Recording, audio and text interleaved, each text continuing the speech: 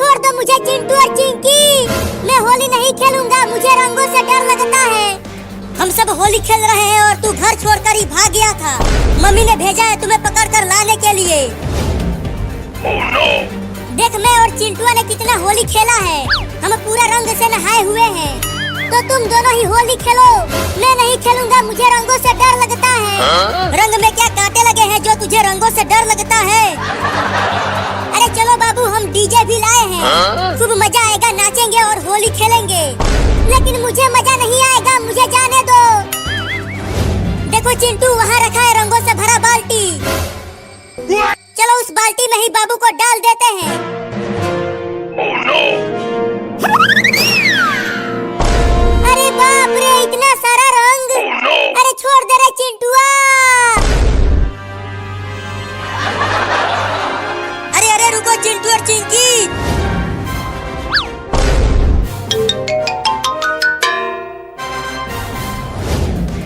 तुम दोनों बाबू को इस तरह घसीटते हुए कहाँ ले जा रहे हो? देखो ना पापा, आज सुबह से ही बाबू घर से भाग गया था होली खेलने के डर से। और हम इसे पकड़ कर ले जा रहे हैं रंग लगाने के लिए। पापा पापा, मुझे बचा लो, मुझे होली नहीं खेलना है, मुझे रंगों से बहुत डर लगता है। तू तो बड़ा ही डरपोक है रे बाबू। ये देख, मैं तो सुबह से ही होली खेल रहा हूँ, बहुत मजा आ रहा है। होली खेले रे रंग बीड़ा, अवध में होली खेले रे रंग बीड़ा। होली है होली, होली है होली।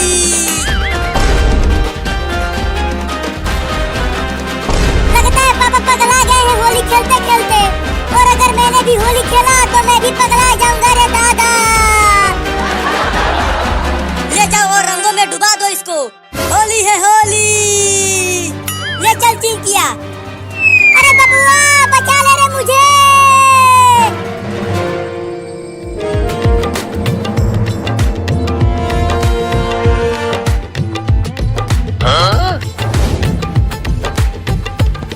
देखो चिंटू, मम्मी भी आ गई उस रंग के पास। Oh, no!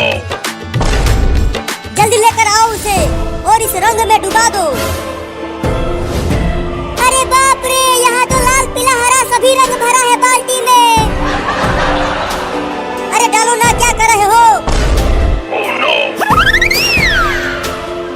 रुको।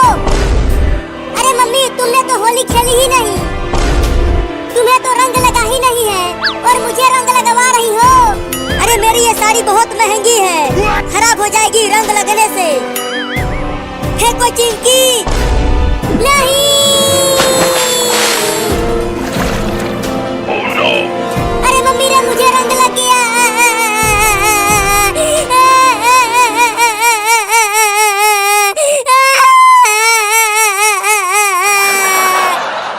चलो चिंटू और चिंकी, बाबू के साथ तुम दोनों होली खेलो। मैं जा रही हूँ घर। ठीक है, तुम जाओ मम्मी, हम होली खेल रहे हैं। अरे कहाँ जा रही हो? रुको। Oh, no! मैं तुम्हें रंग लगा के ही मानूंगा, छोड़ूंगा नहीं। अरे नहीं नहीं बाबू, क्या कर रहा है तू? मेरे ऊपर रंग मत डालना। मुझे रंग में नहला कर खुद रंग से बचना चाहती हो? मैं तुम्हें तो रंग लगा के ही मानूंगा। बाबू वो देख बंदर। बंदर कहाँ है बंदर? अरे रुको, मुझे बेवकूफ बना के भाग रही हो।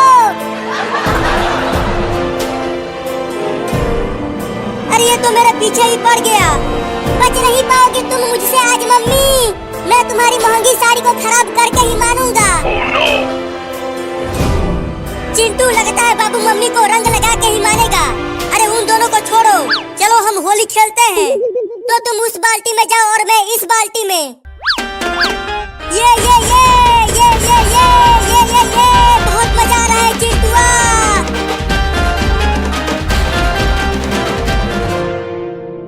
इसमें छुप जाती हूँ, बाबू मुझे नहीं ढूंढ पाएगा। अरे कहाँ चली गई मम्मी? घर में ही तो भाग कर आई थी। मैं भी बहुत चालाक हूँ, चाहे कहीं भी मम्मी छुपी हो, मैं तो रंग लगा के ही मानूंगा। बाबू इधर नहीं देख रहा, लगता है आज मेरी महंगी साड़ी बच जाएगी रंग लगने से। लगता है छत पर गई है मम्मी, चल कर देखता हूँ।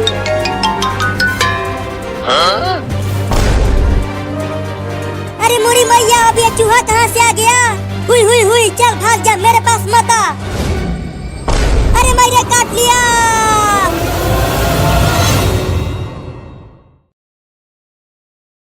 With a hollow thud, sealing her on the platform. The train didn't move yet. It lingered, as if undecided, engines humming low like a held breath.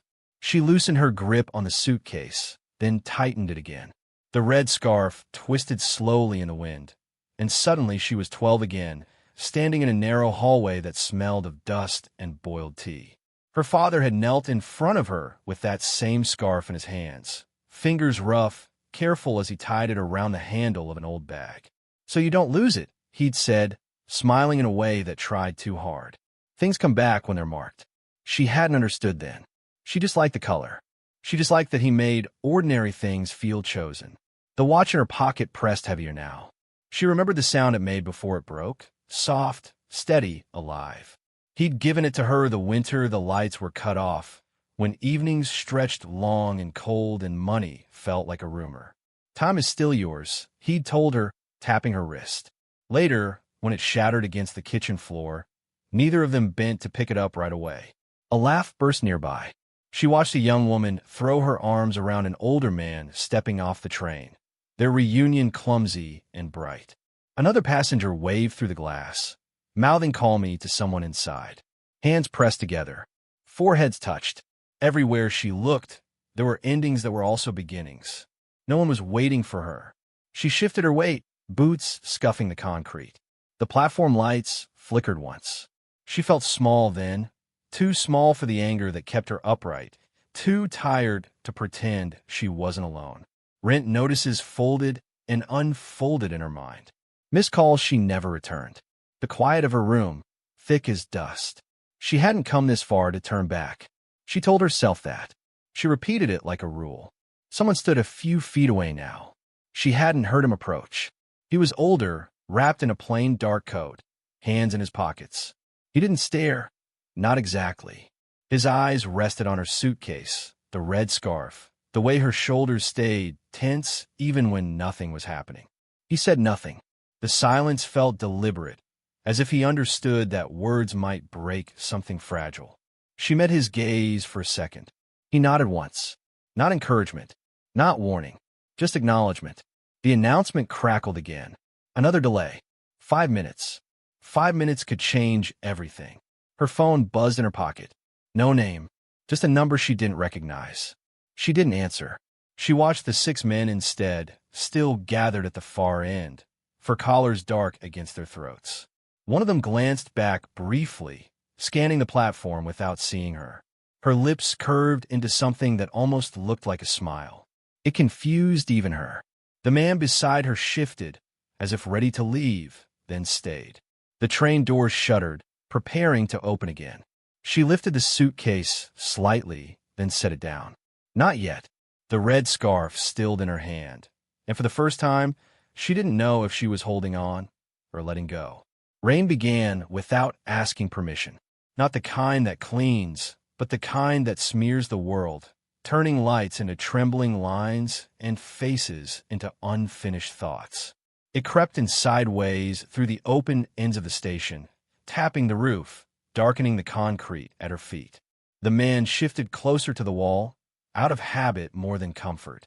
His shoes caught her attention, leather worn thin at the toes, the left sole beginning to separate. Shoes that had known long distances. Waiting, leaving, coming back when there was nowhere else to go.